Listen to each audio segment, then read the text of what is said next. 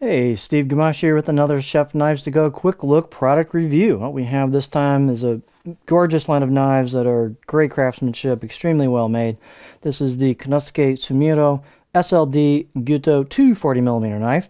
So what they do on this line is they take the hardcore cutting edge steel, which is SLD semi-stainless tool steel. They take it to a very high hardness of 65 for extended edge retention, and they clad that with a soft, fully stainless cladding, so you've got stainless over semi-stainless core. And SLD, at least in the versions that I've had in some other makers, has been pretty stain resistant. So as long as you don't let it sit, it's almost stainless. I mean, as long as you kind of do your thing, clean it off, dry it, wipe it down, it should act almost like stainless in practice. What they do is they put a Nishiji kind of pearskin finish on these, and then put a Kuta-uchi or blacksmith kind of protective finish on there. And then you can see where the grind, which is pretty generous, goes down to the edge. Fair amount of polish there. You can definitely see that. Here's your cladding line, super easy to see. There's the core steel, and so these have a lot going on. They're fabulously made, super straight, great grinds, just lots of attention to detail. The weight and dimensions on these are going to vary a little bit from knife to knife. This particular one is 174 grams or 6.1 ounces.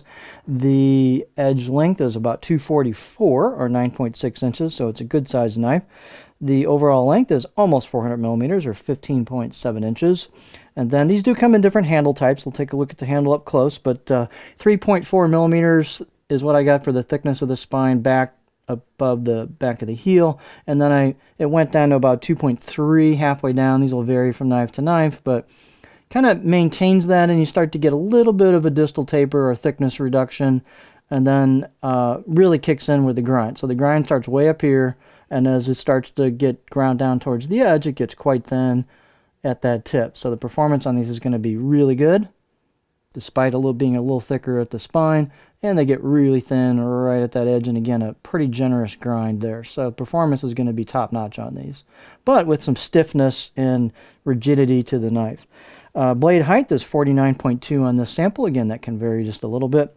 Handles are D-shaped, kind of quote for right-handers, what they call burnt chestnut, and then a buffalo horn ferrule. And there's some different versions of this knife with different handles, but this particular handle is really, really pretty. Plus, nice texture to the wood. You've got this white kind of lighter part is where they sanded down the wood to meet the buffalo horn, and it's a nice smooth transition there. And then you've got a really good glue up job or sealing job where the tang goes into the handle. So these handles are very, very well done. They're not super heavy, and they're just cool to look at. Personally, as a lefty, I really don't have a problem with these D-shaped quote righty handles. On a pinch grip, this bump kind of disappears in between, and I really don't notice it per se. Some lefties like to back up a little and put their thumb right there, so whatever floats your boat. These have a great area for a pinch grip, so you've got a little bit of a slight back sweep, not much, to the choil, and then a nice round curve into the neck, and you got enough distance there. You got a good distance for various size fingers to go right there on a pinch grip. Balance point. This knife's going to be right about there. It's a little bit bigger blade, got some thickness to it. The handle's not super heavy. So this particular one, the balance point's going to be there, which is just slightly in front of a pinch point for me. So it's going to give me a little bit of a blade forward balance bias.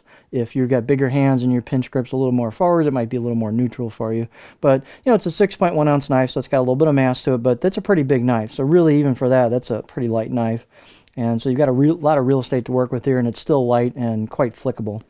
Let's see. Let's look at, get our beauty shot here. These are extremely well crafted. So on the right side of the blade, you've got hand-engraved kanji. It's a little hard to tell just because of the Kuta-uchi there, but it is there. There's a stamped or embossed kanji there. You've got this texture, kind of Nishiji pearskin type texture, and then quite the polish to the blade road, or blade grind, if you will. There's the core steel. Here's the left side of the blade. Again, every one of these is going to be unique. So here's the left side of the blade. And again, there's your texture. So they've polished the spine very nicely, which gives you that pop between the dark finish here and the spine. They've relieved the corners really nicely. They've done a lot of work to the choil and made that smooth and polished that up. So it's very, very comfortable. These are the things that you get on a higher end knife where they just really pay attention to those details and put some extra work in on it. These are very straight, very clean grinds. What else here? Out of the box edge, 6, maybe 7 out of 10. This has a really nice edge out of the box, but this steel will get quite sharp. You'll need some stones, some sharpening stones, and probably have a little bit more aggressive characteristics to them because the steel's very, very hard, but you'll be rewarded with extended edge retention.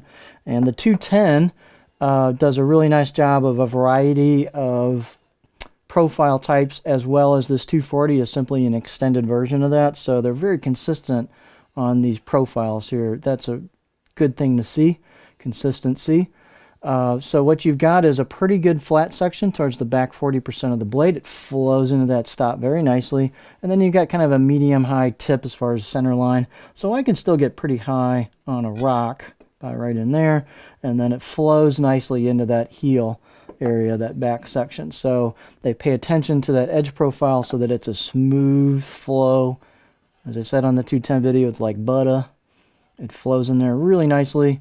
And so this knife will chop towards the back, work towards the middle. You got a little bit of front section for some rocking. So it'll just do a lot of different techniques well. So it's just a really just great job on the edge profile of different characteristics in different sections of the knife. So we'll accommodate lots of techniques. So this is just a really excellent package, and not inexpensive, but extremely well made and executed. This is the Konosuke Sumiiro SLD Gyuto 240mm knife.